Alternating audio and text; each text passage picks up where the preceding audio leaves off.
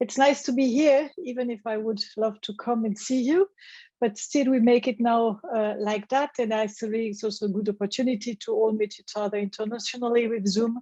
So I'm happy to be here. And I prepared something for you about the publishing challenge for video games, because I've it's kind of my specialty in the video game industry. So let me start my clock, make sure that I don't speak too much, and also the presentation. Exactly. So who I am.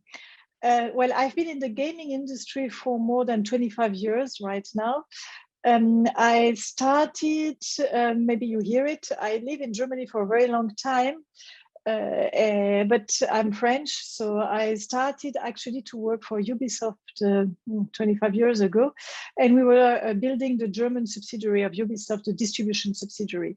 So that is what I was doing back there. I've been a long time at Ubisoft, building the distribution subsidiary, so selling games to retailers. There was no internet at that time, or not much for games actually. So selling game to retailers, launching Rayman on the first PlayStation, things like that.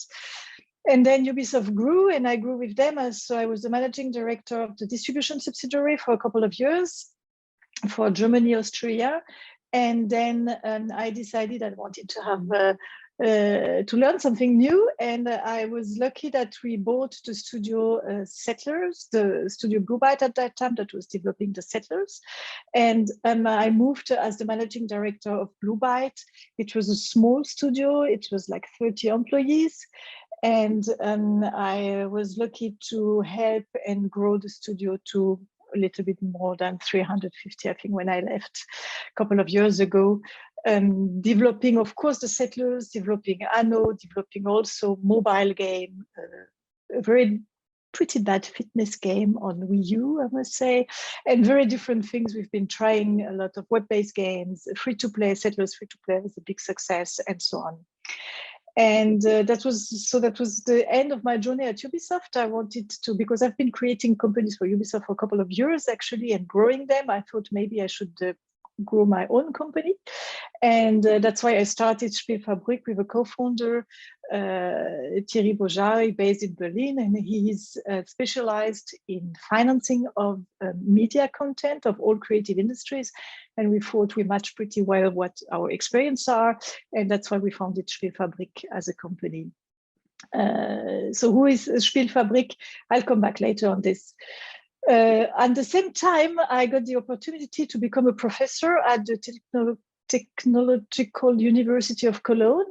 I am a professor for economics and entrepreneurship at the Cologne Game Lab, so an institute where we only develop games. So I work with young developers, programmers, graphic artists, game designer, and I am the one speaking about business management, project management, entrepreneurship, all these aspects of developing games. That's what made me at some point think, well, maybe I should write something about what it is, publishing, because I realized that there were no real definitions and no real understanding of what it is to publish a video game. So that's why I wrote this book 2 years ago with a couple of co-authors about the publishing challenge, and I'm going to give you a bit of an insight of it today. On a side note, I am, because I'm French, I am conseiller du commerce extérieur, and it's an advisory for French government on export. And of course, I've been working for more than 25 years in games industry as a woman. So you can imagine that I kind of always participate to womanize and try to improve the situation of women in the industry as a general. And on a personal note, you can see us when the kids have grown since. I think the picture is already 1 year ago. I have 3 kids, a German husband. That's why I came to Germany actually that back then, and a lovely dog who is always very happy when he's on the beach.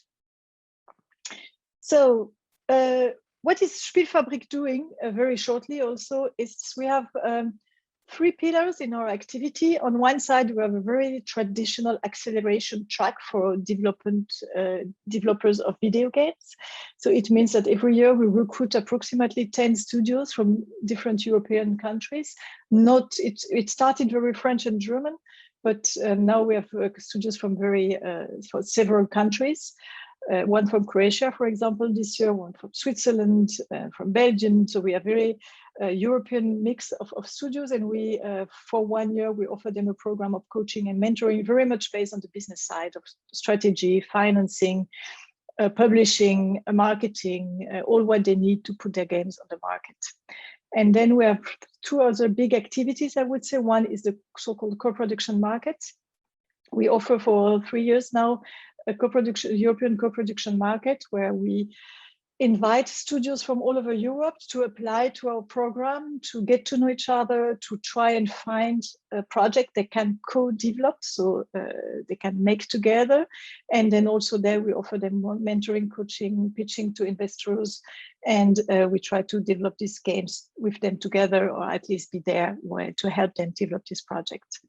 On the co-production side, we have this European market, and for the second year this year, we will also offer a European African co-production market. So this is a cooperation with the Ministry of Germany, the Foreign Ministry of Germany, who wants to better help African countries to come into Europe and to develop their ecosystem. So we will be also organizing for the second year, actually already, an African-European co-production market during the next month. And our third pillar is specializing in financing and the financing of video games. So we also, for the second year now, we animate a so-called think tank when we have investors from public side, from private sides, banks, and also development studios, where we try to better understand how games are financed now, how games could be financed in the future, and how can we contribute to have more, especially private money in Europe, to develop more video games, and how, for example, also could public and private funds better cooperate together, how publishers could be helped to get more money to invest more in studios, and so on. So these are our three activities. This is it for today. I want to talk about publishing, what it means publishing actually for a video game, because from what I understand from your background, you're at the beginning of thinking about developing video games, of having coming maybe from other industries and coming into the video game industry. So that's why I try to prepare something to explain you what does it mean to publish a game, because it's a little bit more complicated than to publish a book, for example. And coming so back to 20 years ago, publishing was pretty easy, I would say, or there was a very straight line. You had a developer, he would speak to a publisher. This publisher would speak to a so-called first party, being at that time Sega, Nintendo, Sony, or Microsoft. That was the four big companies, and that's all. And this publisher would sell to retailer, the retailer would sell to consumer. Fun fact, at that time, I don't know, we used to put papers in the boxes of our games to get feedback from our consumers. So we would sell a game, and we would wait after the game has been to the retailer, has been played by somebody, that he would put a paper into the post and send it back to us, so that we know what he would like in the game and what he wouldn't like. So it's a little bit, sounds like it's ages over. I'm old, but not that old. The industry is really developing very fast. Publishing today is everything, actually. So I could have put more arrows on these charts just to make sure it's very confusing. But publishing today is actually a question of everybody and nobody. So everybody can publish, even a consumer can publish if he wants. Anybody can go on the market and put a game. You have much more first party that you used to have. I put on your couple there, but each year you have new people coming. What I call the first party are companies that are somehow a gate to the market. So when you see all these names, whether you want to publish a game on Steam, on Sony, on Microsoft, on Apple, you have to have a control. They have a quality control at some point. Some quality control are very small. Some quality control are very high. Nintendo is well known to really have very, very hardcore test on your game. And they really make sure that the quality they are releasing in their shop is high. So, and everybody can actually speak to anybody. So it makes the access to the market easier on one side because everybody has access. On the other side, it makes it much more complicated to find out what do I need? Where do I position myself? How do I want to handle this?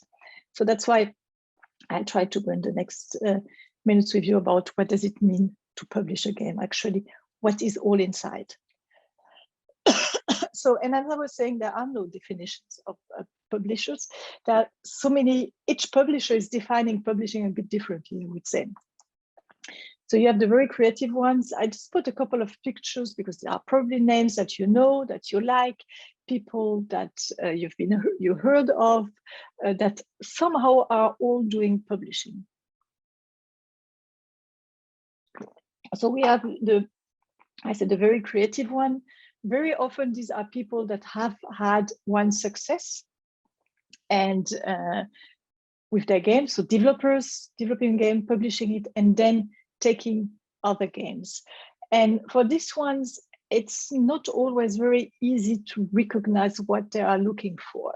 There are some of them that really say, I can't tell what I'm looking for. I'm looking for something I'm gonna like. Well, this is not easy to really understand what are they going to like. Then you have people that have been working at publishers maybe or at developers and have like the Normal Robots publisher, for example. I think it's a good, he has a very clear concept. It's totally different from this one, but it's also a concept and he's offering also, of course, a very different way of working with you. So even in the what we call the boutique publisher, so the rather smaller publisher, you have a lot of different approaches about publishing. Then you have the one that really, I call them the professional one, because you start to see, so I'm not saying that the other one are not professional, but it's very difficult to find information on the boutique ones about what they offer actually, because I still think that they change it very regularly and they adapt it to the developers. And then you have the one that really try to kind of better communicate to developers, to the outside world, what they will offer to you if you come and work with them. So this is an example. Funding, marketing, feedback, other stuffs. It's a good attempt at just trying to put a list of, okay, this is what we are going to do for you. They're not saying what they not want to do for you, but at least they are trying to tell what you're saying. And then you have the very big one. So this is THQ Nordic before they've been acquired by the Embracer Group. This one is like, you see, you have somebody that has a big group, a lot of teams, a lot of people, and they have been really structuring their offer to developers, to saying, okay, what are we going to offer? What is important when you publish a game? And this, I will go now through a little bit more in details with you so that you understand what does it mean, all this, when you see this on a website of an offer for a publisher, which might be also overwhelming. So I'm not saying this is the right way or the boutique ones are the worse or the better ones. It's really a question of the way also you are and the way you want to negotiate and the way you want to have transparency or not, how precise you want to start with speaking about what is possible in the relationship with your publisher. So defining publishing. It's so you've seen already in the examples, publishing can be about funding, about traditional funding, but it can be also about helping you to crowdfund your games. So for example, organizing for your Kickstarter campaign. It can be half of it. It can be they found a bit of the game and you found the rest, or you have a public funding, for example, and they give you a part of the rest of the funding that you need to finish the game. They can just say that through advertising, they will give you money back and to fund your game once it's developed and made. So a lot of different ways of funding your game. And one thing about crowdfunding, maybe, so I did the last year, I did a lot of interviews with different developers, a lot of in Germany, that have been looking for publishing jobs, so that I better understand what they were looking for, how their journey was by looking for a publisher. And one thing that the people from Harold Alibut were saying, but also what the responsible of Kickstarter is saying, for example, is that crowdfunding is not actually about money. It's a lot about community and community building and communication. So this is also something you have to think about when you think about crowdfunding. This German studio, maybe you'll know them. Their game is pretty well known. They have very successfully published the first game. And they wanted to remain independent. They didn't want to have a publisher they are working on. So they made their own Kickstarter campaign. So they self-published their game on Kickstarter, and they really managed to have a very big, to gather a lot of money for their games, knowing that they did a big communication and community job. Publishing, it's also about distribution. So when you see the picture, you think about, well, physical release. This can be, because there is still a market for physical goods in console especially, but also on PC, especially for special edition. I know small indie publishers that do a very good job and have a good business in releasing a couple of thousand of special edition of games with something special in the box that the people really want to have, and do not want to, the gamers do not always want to have their games only as a digital copy, but they want to have something, a disc, something in their hand, a box. And this is something that can be an additional business to your online publishing. And this, of course, it's not, I wouldn't say it's impossible, but it's really a big job to produce yourself CDs, and with Sony and Nintendo, you're not allowed to do it, they have to do it for you. So this is a point where you would definitely need a publisher if you want to have some physical release at some point in the shops. It can be about digital, but it can be also what I call distribution. It's also distributing in the different digital stores. You don't have only one digital stores, you have a lot of different digital stores of places when you can place your game and make sure that people see it and want to buy it. So this is also something that a publisher can do for you. And of course, merchandising is something you can handle by yourself, but also your publisher is handling. And this is all what you are speaking about when you speak with a publisher, actually, as services. This I found very interesting. Mixed Vision is a small publisher on narrative games in Germany. And I always compare it, I think it you know, I don't know if you know MediaMarkt, but the big retail stores. If you go to a big retail store, you see piles of product. And this is the visibility that people are buying for their product. That's when you enter the store, you can't miss it. You know, oh, Assassin's Creed is just out. Big piles of Assassin's Creed. Settlers is just there. A big, somehow, video display where the video of Settlers is running. And actually, in the digital world, it's exactly the same. You need to be visible, otherwise you're lost in this nightmare of digital stores and of recommendations that are not true recommendations, that are bought actually, of algorithms that we don't know exactly how they work. So he was saying nothing is as important as visibility in the stores, and this is it. If you're not seen, you're not going to be bought. So this is what I call life cycle management. It's not only at release.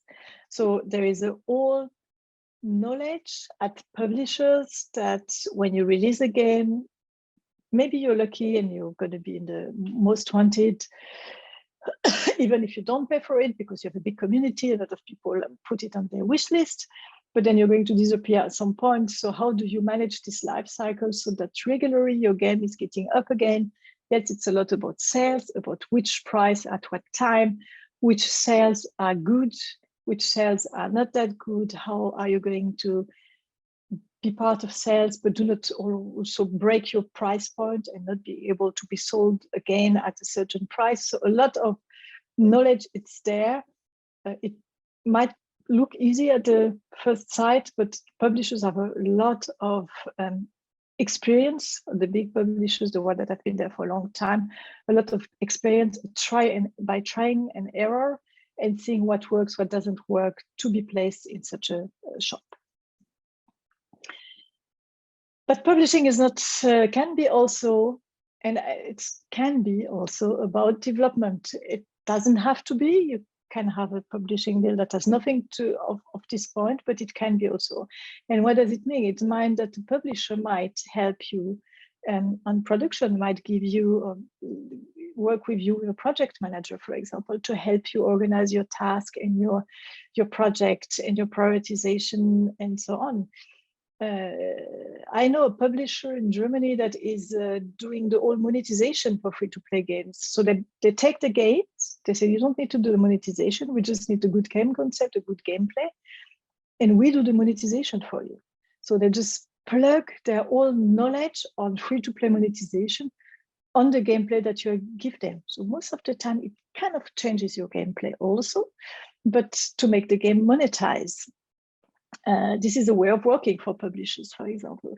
They can just help you with qualitative feedback, making focus groups, for example, asking gamers what they think about your game, analyzing the target groups, and so on. And also they provide, it's very regularly, the publisher do provide bug testing and quality assurance on the technical side, and I was saying also on the gameplay side. So a big part about development. So these are also quotes from publishers, from developers I all know. Yes, Milan, he was a student before from Massive Mini Team. Every team needs a project management, and sometimes small developers are not always very good at project management. Sometimes it's good to have an external project manager from the publisher that looks at the project also with a very clear mind, because also if you have been developing a project for 1, 2, or 3 years, you don't see things anymore at some point. So it's really good to have a sparring partner on this side. I spoke with the responsible of the private division, who is publishing not much games, but very big games. And they always want to release on multi-platform, and they always have a very close look at the project management and at the production. So as I was saying, monetization, free-to-play business model, maybe some publisher do it. So this is very various way of taking part into your development.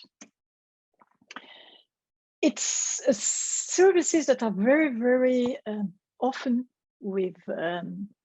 used for publishers. It's so-called localization, so it's translating in different languages. For you, it's age rating.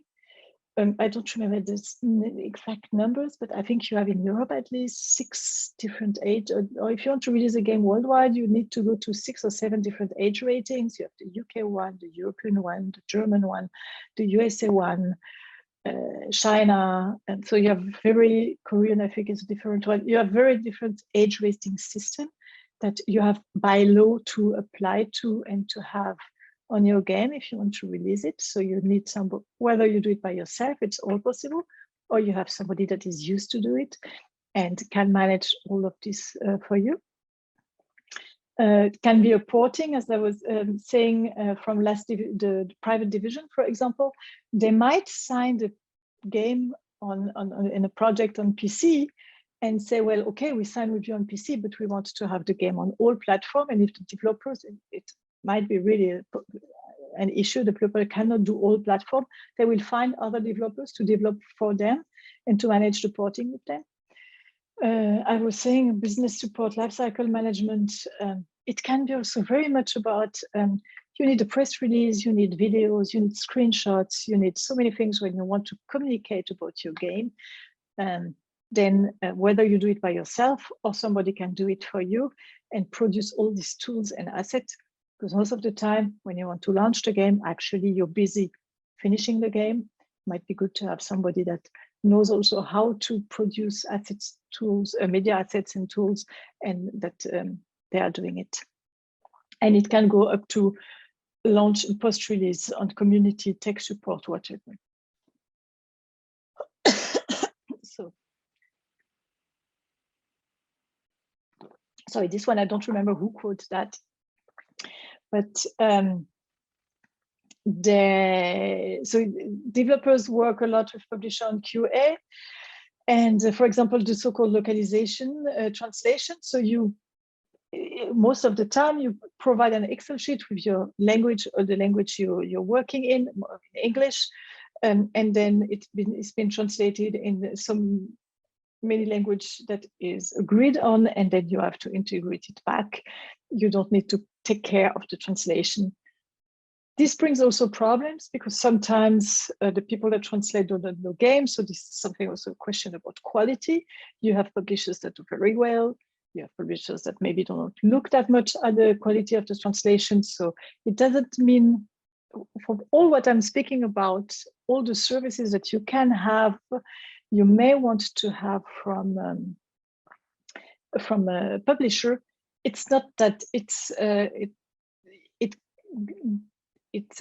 frees you from the responsibility of controlling the quality and making sure that it's working well. I think we will go further on this later on.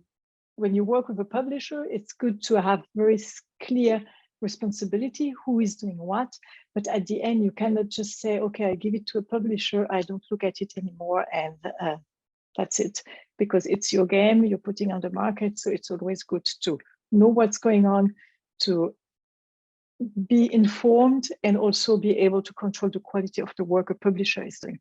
Like a publisher is going to control the quality of your game and of what you're delivering. So it's both sides should be there. And this is like what most of the time is understood when I first speak about publishing.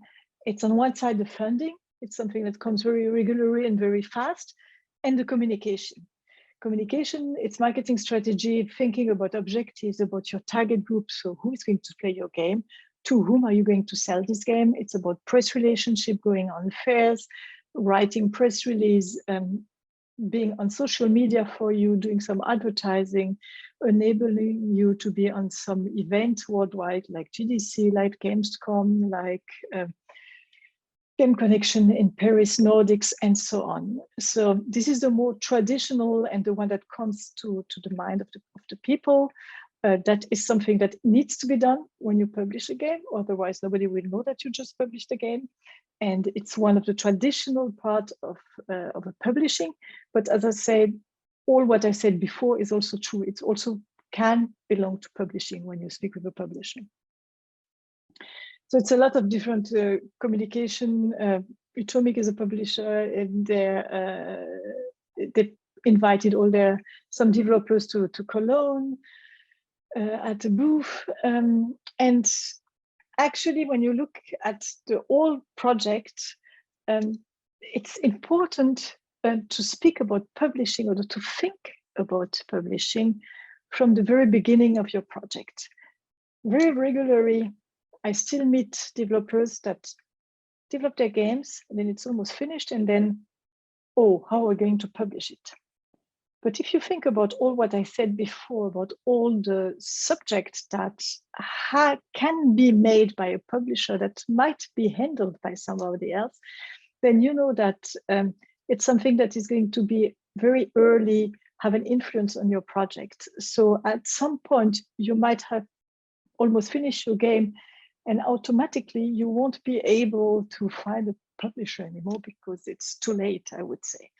You still have publishers that do take totally finished games. It's also rare, but it's much more intelligent to think very early about which way you want to go, and to think about, okay, what would a publisher, a partner at some point take for me and do for me, and what will I do then? And when you see this, it's a graph made by a very good publishing consultant for indie games. So he knows what he's speaking about because he has been doing publishing deals with indie developers for the last 10 to 15 years. And at each part of your game development, a publisher might or might not be involved. And if he's involved, then you will need to have also kind of a communication structure and a way of working with him so that it's possible that he's involved. And if he's not, then all this you would have to do it by yourself. because it's not because you don't have a publisher yet that you don't have to do it.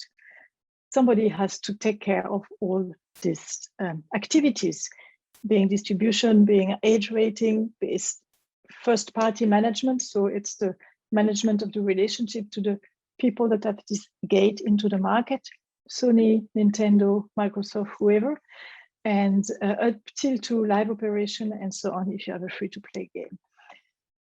So it's really a question of, from the very beginning, please think about where do you want to go and how do you do it. And for this, that's I always say it's really publishing or so looking for a publisher or deciding to go on self-publishing. It's really a decision about your relationship. So all I was saying, sounds very rational, but actually when you have a partner, a business partner that is going to publish your game, it's a lot about emotional aspect also, and it's a lot about working well together. So that's why I gathered a couple of questions also you should ask yourself before you decide if you go self-publish or not. So I'm good in time. Let's go about a couple of questions. So first, if you want to find a publisher, whatever part you have of your project, you need to prepare a very high quality pitching document. So this can be another seminar. I'm sure in the program you will work on this also. How do you sell your game? At what point can you do a pitching document? What do you need to put inside? How do you attract the attention of publishers? And each publisher I speak to, they see so many pitches, they see so many ideas. And I think I know Marcus Building for a long time, and he's a very nice guy and very sweet and very kind. But still, I think what he was telling me, I've already seen 190 other ideas from people who have thought the same thing. So no matter how convinced and enthusiastic you are, you really have to go out of the crowd to make sure that somebody is going to pay attention to your games. And whatever publisher I speak to, they get 10 to 20 pitches per day. And when they're on conference, they have to every day fully booked half-an-hour meetings with the different publishers. So the competition is very high. You really have to have this high quality pitch. And I think you really need to want it to sell. So you have to be somehow in your team, somebody, a salesman that is willing to do the work of really pitching well to publishers. And then one of the questions you really have to ask for yourself very early is, are you looking for a project or for company funding? And this is something that in the creative industry as a general is really very often mixed, actually. Whether you want a project, you want a funding for a project, but then a publisher that is going to fund your game is not going to fund the tables and the computers that you're buying. He wants to fund the development of the game. Indie developers most of the time look for project fundings, and they want to retain their IP. So I put also a couple of comparison. And they focus on creative and production. It depends to whom you are speaking, but if you speak to company investors, they're not going to look at your one game. They're going to look at a team that is able to do a couple of games. And this morning, I was animating a roundtable with private investors in the gaming industry, and they were all saying the first interesting thing for me is the team. Because I know that their first game might not be a hit. I know that their second game might not be a hit. I know that I might have to wait for 3 or 4 games, but I know that if the people are right, at some point they will get it right also. So it's a very different way of seeing things. And you have to be very clear, what do I want? What is my goal for this project, for this company? Do I want to do many games? And to whom am I going to speak? So this is something that is really important to think at the very beginning. And then, as I was saying already at the beginning, are you ready to enter a close and intense business relationship? I always tell my students, actually, it's worse than getting married, and I've been happily married for a very long time, so I think I can speak about good relationship. It's very intense. You should not hide anything from your publisher, and you need to have trust on both sides. And this is something that not everybody wants to do. A lot of publishers also, I found interesting to see that the private division, the Marcus also was saying, yes, they sign per project, but actually when they're going, because they sign big projects, they're going to invest like 3 years working with this team, getting to know each other, getting to know where they do good, where they do wrong, what are the people. They don't want after 3 years, and maybe it's a successful project, ideally they do the next one together. Otherwise they have to start from scratch again with another team. Doesn't make sense, honestly. So it's, even if publishers might sign on a project per project basis because they want this game, they always have in mind that actually when they work well with this team, then they might also work for the next project. So this is really something that it's about a long-term good relationship, and not everybody is ready to have such a business relationship. People might want to just be, developers might just want to stay on their own and stay independent. Also, are you ready to spend time pitching, negotiating, and being rejected at some point? It's a long time. Whatever project you have, I mean, even if your game is like incredible, just so innovative and so good, and you have a demo that everybody is totally blown away, I don't think you can sign a deal under 3 months. And I properly think it's between 3 months and 9 months that you need to pitch, negotiate, and maybe sign, but maybe not. So you have to be ready from the beginning, saying even if you want a publisher, there might be a point that you don't get one, and you will have to self-publish if you want your game to be published. So it's really having good nerves, I would say. So it's a lot of investment and certain results, and also very painful, most of the time, honest feedback. I think the game industry is, well, I don't think I know because I've been there for such a long time. It's a pretty kind industry. I met all these years, most of the time, honest, kind people. They don't want to hurt you, but they're very honest, also telling you what they think about your game, about your demo, about your gameplay, about your positioning. And it's good to be ready to listening to that.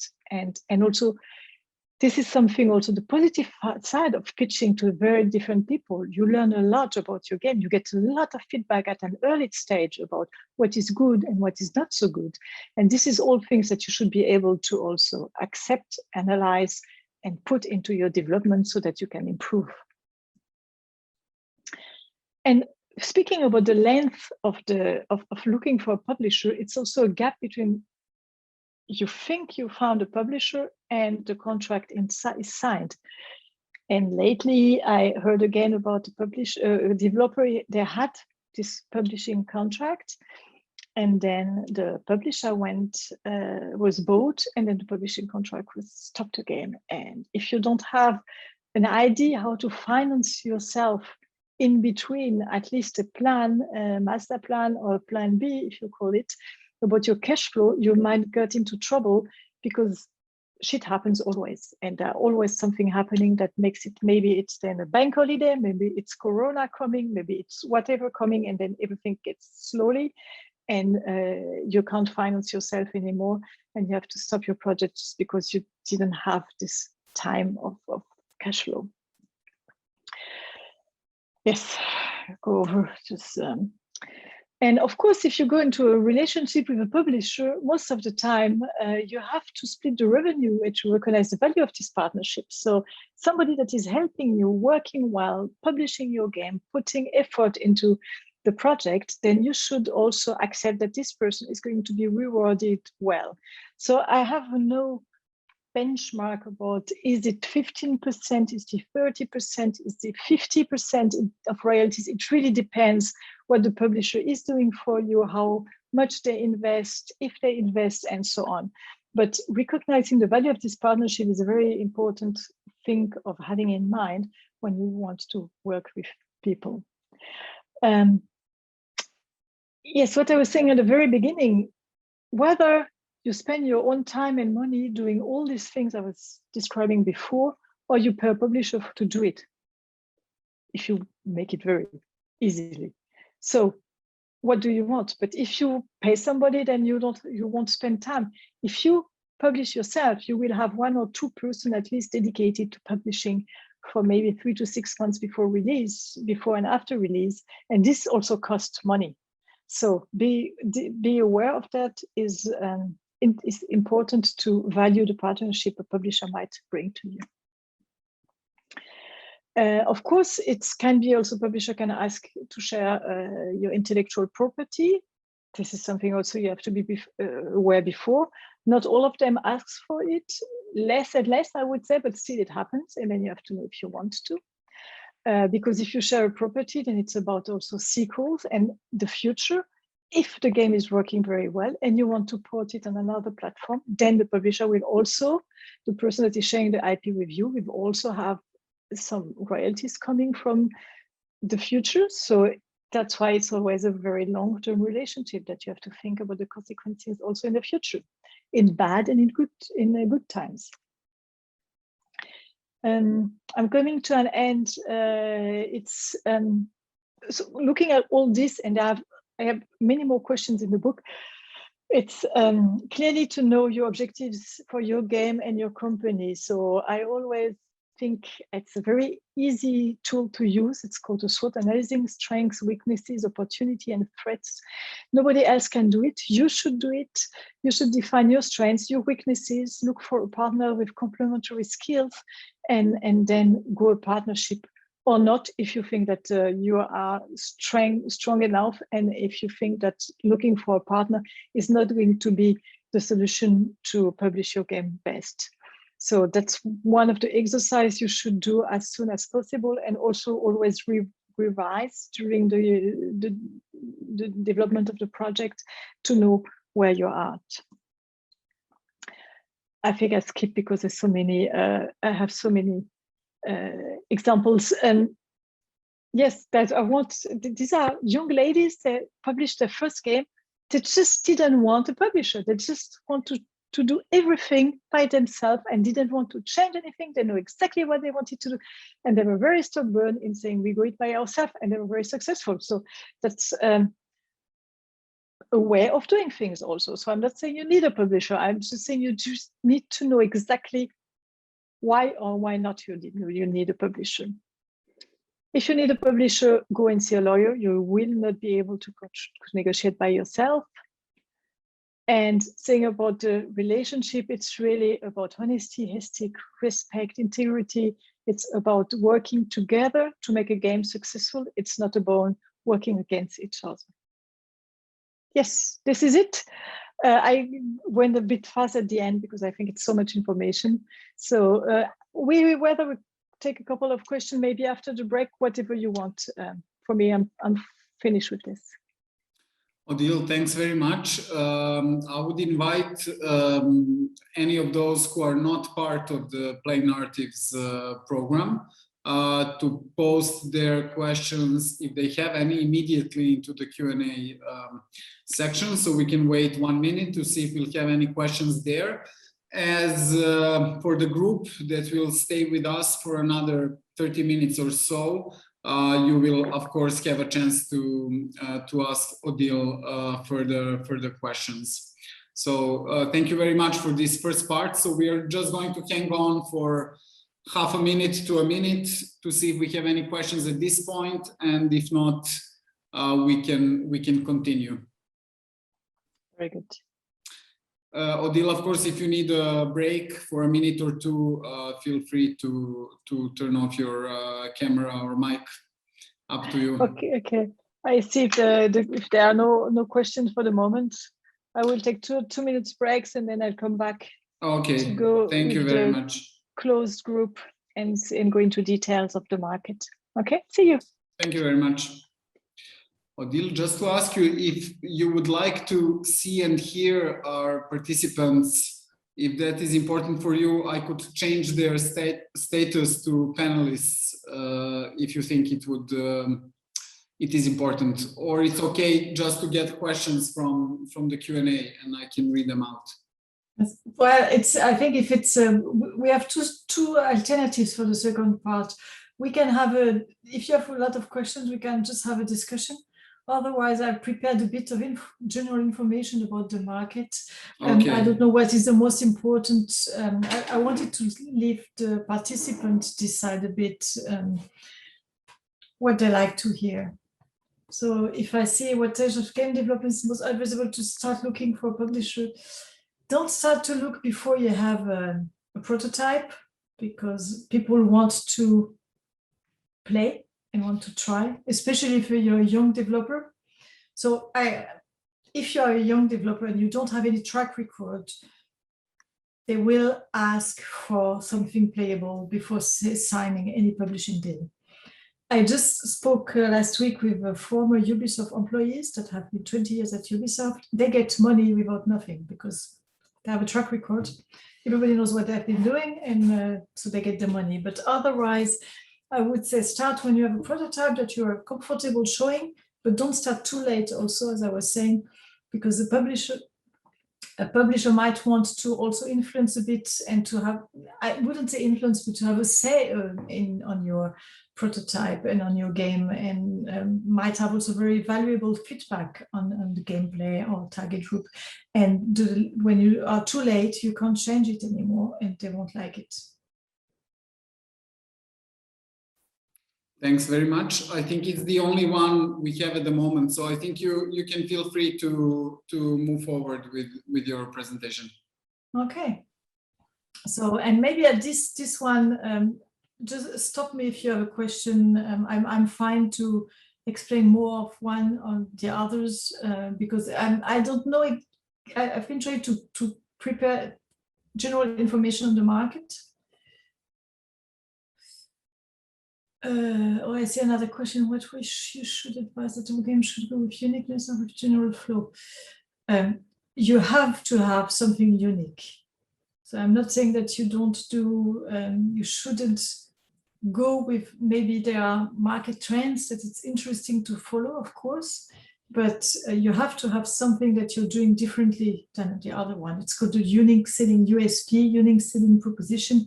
You need to have one when you are making something that might be similar to another games, but then you're making something very special, 1 or 2 points that are different, that are special, that are better than other games. Otherwise, you are developing only 100% Me Too product, like exactly the same copy, and I don't think it's interesting for any publishers. So let's go on a bit about the current video game market. As I said, you can just in between ask or stop me. I prepared some slides about the size of the market. So I think this one you already knew from one of your presentations during your program. So the good thing is that the global numbers of players is growing, still growing. And for bad this pandemic is, it has helped definitely for video games to grow. The turnovers of video games during the pandemic have grown by more than 30%. So a lot more people playing, and what I see my kids at home, I can tell you it's true. There was nothing else to do, and it was the only place where they could meet their friends. So the people played a lot, and the global number of players are going to grow. Something interesting. So by the way, all this information also is almost for free in the internet. So it's a bit of research you have to do, but it's nothing I've paid for, because I am a professor and we never have money to pay for anything. And it's not necessary at your point to go and have very expensive market research. You can find a lot of information on the internet. And interestingly, the demographic for gamers is really totally, it's everybody. It's nobody and everybody. If you look at the age, it's very well spread among all ages. It's 54 male, 46 female. So it has both genders totally represented. And so we are really speaking to everybody, which means also that you really need to target precisely who is going to be the people, who are going to be the people that play your game. This is one of the mistakes I see a lot with young indie game developers, is that they pretend first that their game is going to be for everybody. And I'm not saying that you don't have the potential of doing a game for everybody, that everybody's going to play like Candy Crush. But at the very beginning, if you try to market to everybody, you market to nobody, actually. So to start to market a game, you need to know exactly who are going, the first person that are going totally being addicted to your game, that are going to want to help you also spread the word, your community, your very close community that is going to recommend this special game to their friends, and not another one. And this is where you have to do a lot of work of exactly identifying these people. So general games market is spread into Asia and the rest. And you see that US and Europe is approximately the same, and Asia is doing a very big part of it. It's very difficult to go to Asia with a new game as a European developer. It's very important to target both markets. I don't think you should start with only targeting Europe or only targeting US. I think that the tastes in these two markets are not exactly the same, but if a game is successful in one, it should have the potential to be successful in Europe also, and vice versa. And then Asia is another part, I would say. On platform side, you see smartphone tablets making half of the turnover in the game market. So that's why a lot of investors are here, of course, on mobile and tablet. So you have a lot of games, but you have also a lot of money there, because it's the biggest part of the market. Then you have consoles in general and PC. Interestingly, PC is growing again. It used to be a little bit stable, and actually, I just read an article saying that PC should grow more than these figures, actually, that it's really going up again. And just to give you an idea also of how many consoles are out there. So you see that the PlayStation 4, it's really up. It was the chart was before PlayStation 5, because PlayStation 5 doesn't have much install base yet. The Wii was very successful. So PlayStation is big. Xbox 360 was big. Xbox One had trouble against PlayStation 4, definitely, and the Switch has been very successful. I think that you know that. Country specificities a bit on devices. Gaming, UK, US, a little bit stronger. Germany has been and is still a PC market. So it's not that console are not played. It's just that you have still some regional specificities, and Germany is kind of a PC market still, and Japan and Asia are very strong on mobile. So this is like back in the times when we had physical goods, and you see that we are at digital, most digital right now, but still a part, as I was saying, on console, on PC also, special edition, where people still like to have a box in their hands. This is a not so good charts about how many games are released on Steam worldwide. So you see that to the coming of internet and the self-publishing, this has made that so many games are released, and the trend is still there. So it's a big competition that you have when you release a game on PC. I have more statistics on mobile soon. But you're not alone, and that's why visibility and how to be in a store is really something that is the most important thing to be in.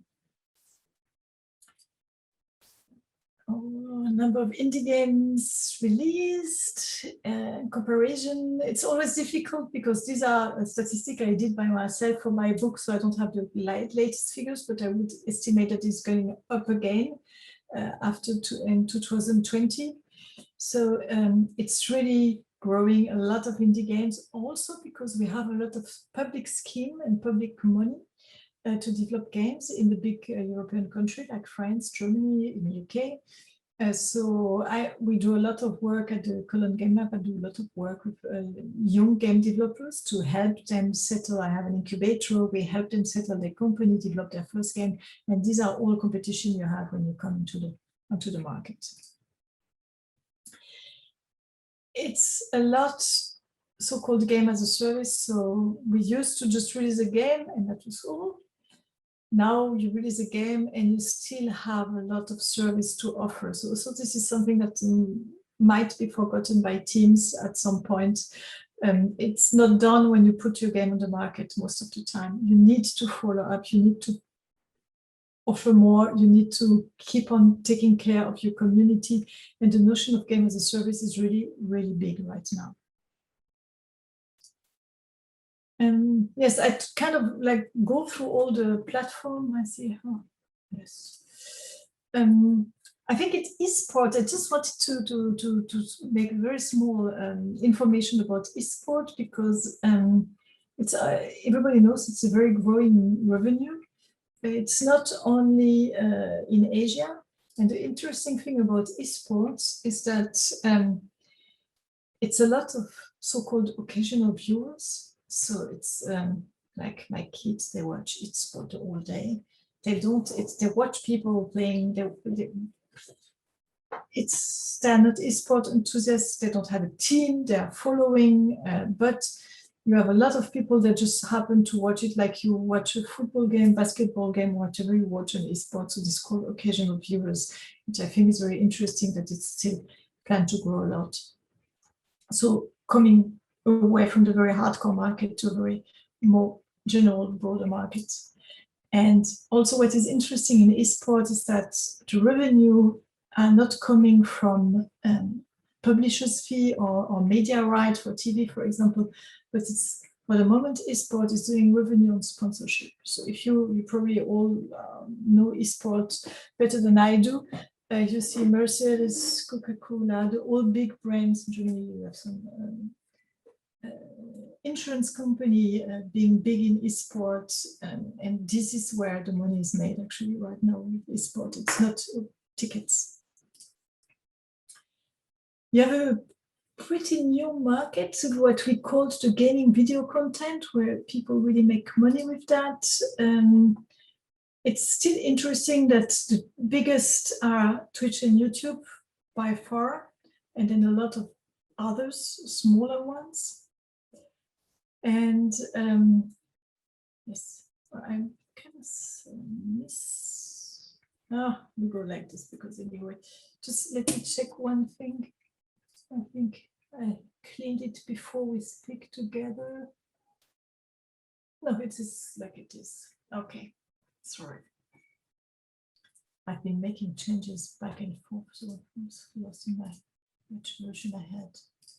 So, to finish, and maybe to start a bit of discussion, because I've been speaking alone one way for a long time now, I kind of prepared a small SWOT of strengths, weaknesses, opportunity, and threat of the different publishing platforms you can have for a video game.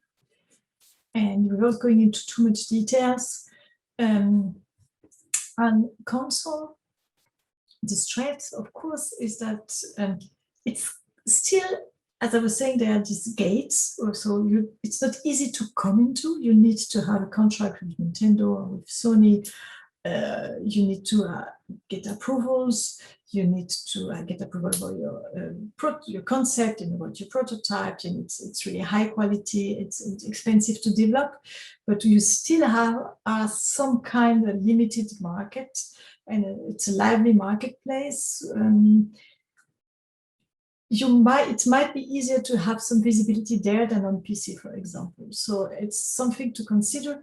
It's not easy as a young, non-experienced developer to get a contract and to be allowed to develop on console, but it's possible if you have a very, very good concept. I see it regularly. So this is something that might be also an opportunity. And also you have a lot of technology where you can develop for different platforms at the same time, like Unity, Unreal, and so on. So the new generation is here of console. There are a lot of people playing. The console war is not over yet. Microsoft is probably going to invest a lot in the Xbox in the next years. So might be something interesting to go to. Lately, we have seen that, so the business model are changing on the console also. Before it was just one game, one price and it's sold and that's all. Now you all have this abos and sales and everything. So I don't know exactly where it's going to go. Nobody knows exactly. But also what we know is that the consoles, hardware people really need content.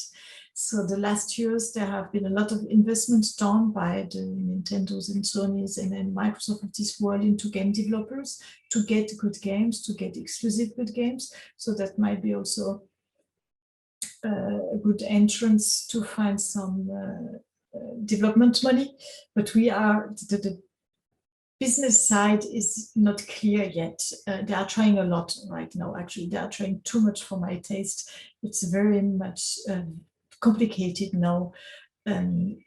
Users get lost in all the different paths and different offers that you can get. It's just because it's a try and error for the moment for the consoles people. They try to see what is working, what is not working, what is a good offer we could do. Portable console. That's not an issue anymore. Indie countries on PC, if we speak about PC, it's a lot in Europe, so which is good because you're going for Europe, so it's a lot of taste in Europe.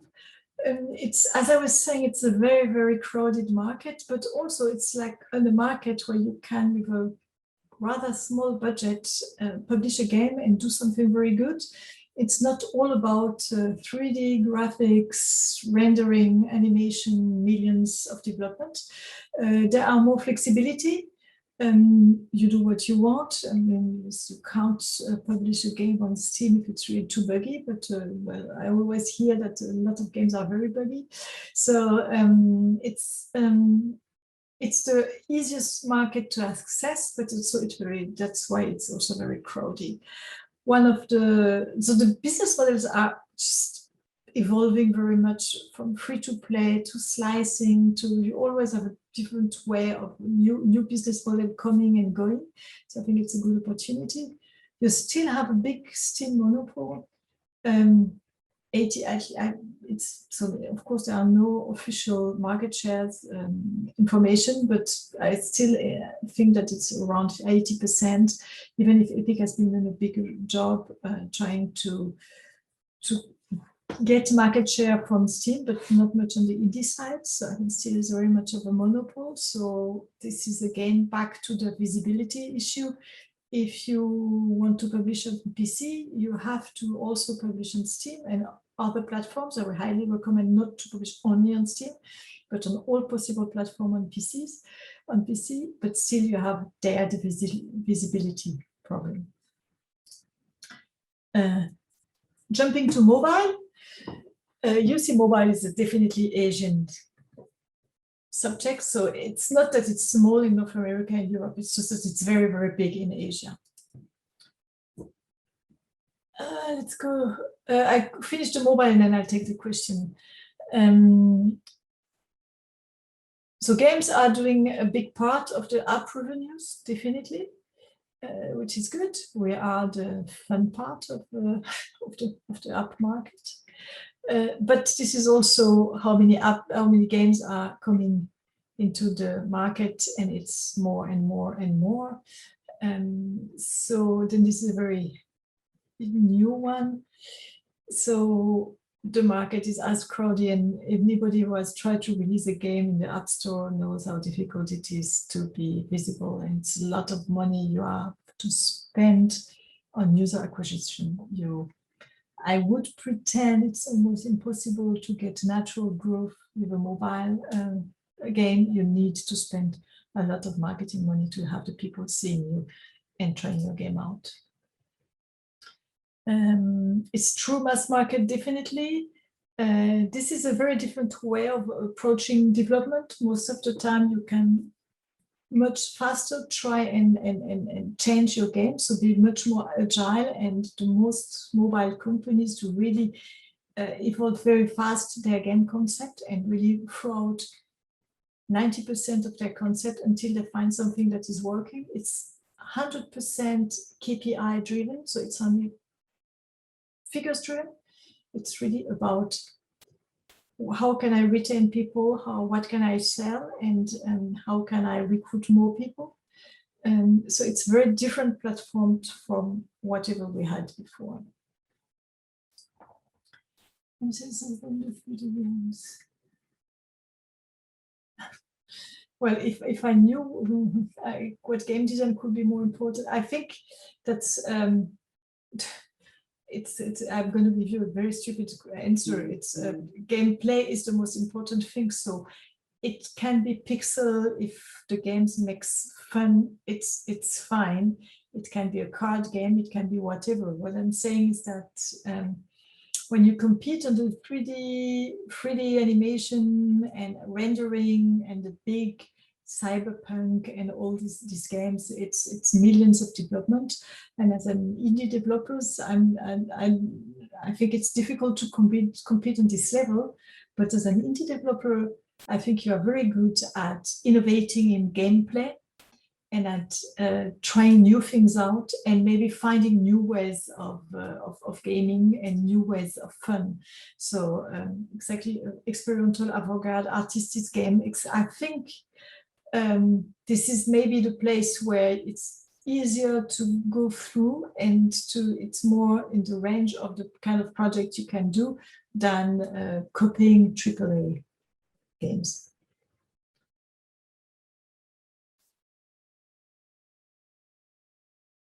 I think that, as I said, these games can do interest publishers. So you have publishers specialize in almost everything.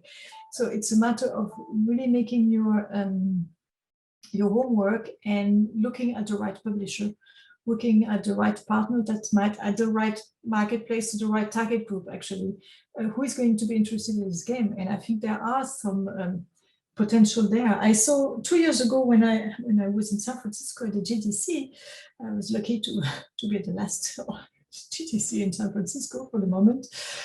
I saw a presentation for very niche developers that was making good money and living for years. They were making simulation of car engines. So after the second slide, I didn't really understand what the game was about, because it was a very niche simulating a car engine.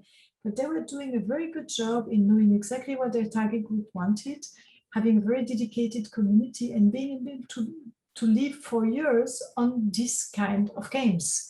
So that's why I'm really insisting of knowing who is going to play it. And that's why I really think that, and also I think your chance is to be much more innovative than big groups. The Electronic Arts and Activision of this world, they have big companies, they have a lot of systems and of approval processes that kind of kill the innovation before it happens. The teams are not able to just go and develop. So sometimes they try to take people and put them aside and say, okay, do whatever you want for 6 months and hopefully you will find a good idea, but this is exactly what you are able to do every day. So I think that on that side, the indie developers have much bigger chance of finding something new, something fresh, something different, and being successful with that than on copying any known game mechanics, actually. How to find publisher for game, like a list of yes, in my book you have a list of publishers. So, but it's I guess the book has been published for more than 1 year, so it's already old, so that they are not going to be that old, but otherwise there are no list for publishers. But on each conference, and now the conferences are happening online, you have so-called meet-to-match system, where you have the publishers that are willing to meet developers. So this is a good place to go and to look at which publisher are there and what kind of games they publish. Approaching the game studios that have been published by these people it's a very good idea, because also you can reflect with you can ask honestly if they can tell you something about their relationship with their publisher, and you can find out if the relationship with the publisher was good or not. It's a lot of self-research. What a lot of developers do, which I think is very smart, is I look at similar games that you most of the time, even if you game at something special, you will find a marketplace where you have similar games that are close to your concept. Look how these games have been published, by whom, and it's a good start. And then contact these people. Publishers are most of the time have the contact address on their webpage. They are attending because they are also looking for interesting games. So it's not that they're closing their door. They are always happy to see new concepts. But then the best place to go and do that is game conferences, actually. So Gamescom. There's a small Dutch conference coming up soon called the Indigo. I like it because it's very small and very cozy, and a lot, especially for indie developers. Then you have the Gamescom, where you have the Indie Booth Arena, where a lot of developers are running, or publishers are running around. The Game Connection in Paris. GDC is very big. I think it's difficult as an indie developer to get appointments at GDC, and just otherwise write to the publisher you think might be interesting for you. I have a very good example of a student of mine right now. He made a great job in communicating early on his concept. He doesn't even have a gameplay, but he did very good, very impressive GIFs on his game. And actually, he's really good at social media. He was in communicative, very good he was in Twitch and Reddit. And actually, he has been contacted by all these publishers. So they watch, they look, they really watch what's going on the market. And if they see something that is interesting, they will contact you. So it's also a way of finding a publisher.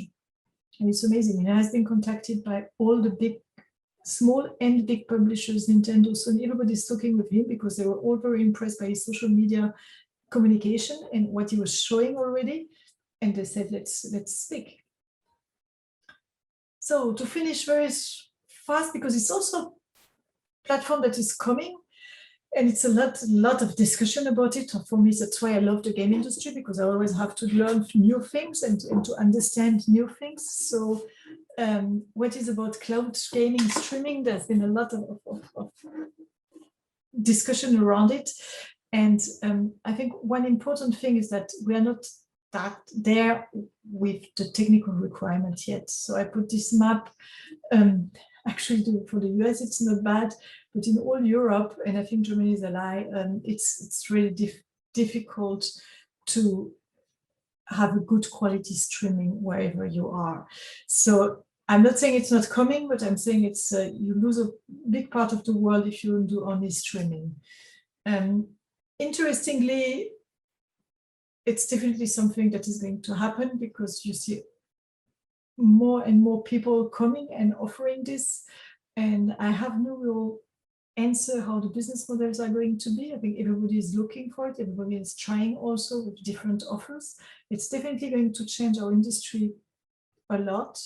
It is already changing. If you remember all the business models that the console people were trying right now, I think also it's because they are preparing for streaming and for different ways of selling games to consumers.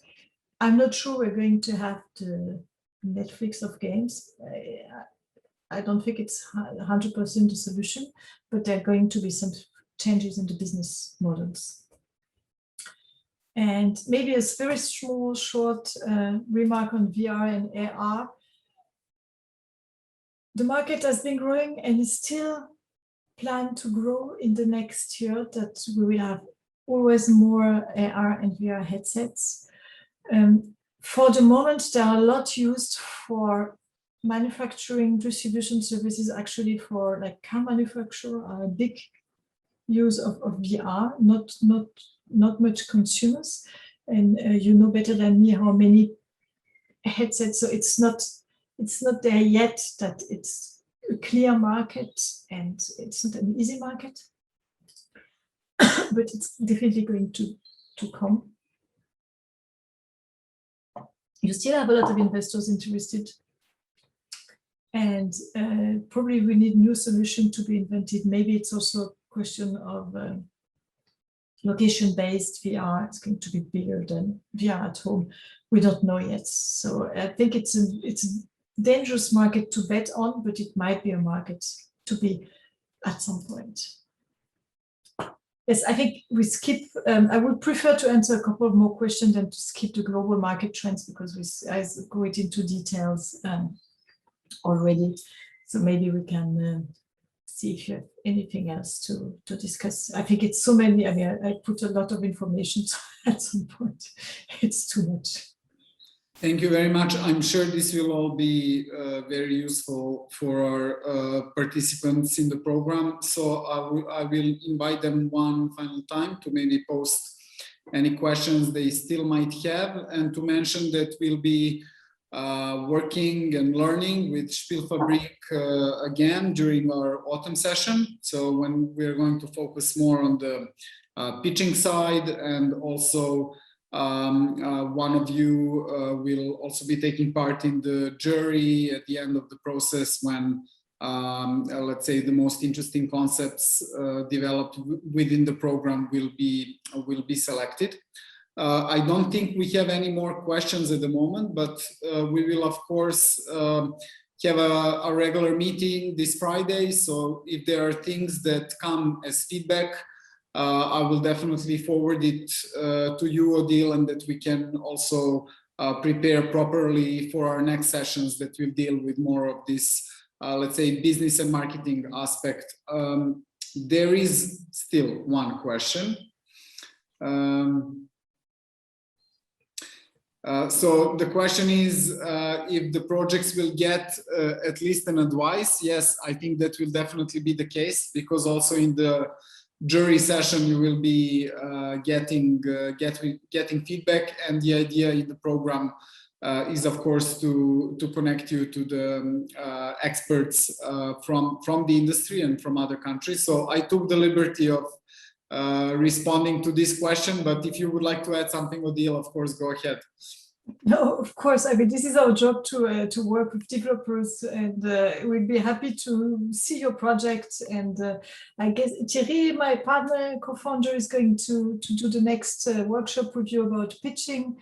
And then if there isn't anything we can do helping, I think you are very early in your project right now. I think that's why I really wanted to speak about publishing, about all this subject, and there are tons of other questions coming with publishing. So thinking early enough about this, I think for me it was important to do it now, and then having this in mind, when you have your project and we were part of the jury, we'd be happy to give you any advice, and also to present you people that we think might be able to help, whatever, yeah, of course.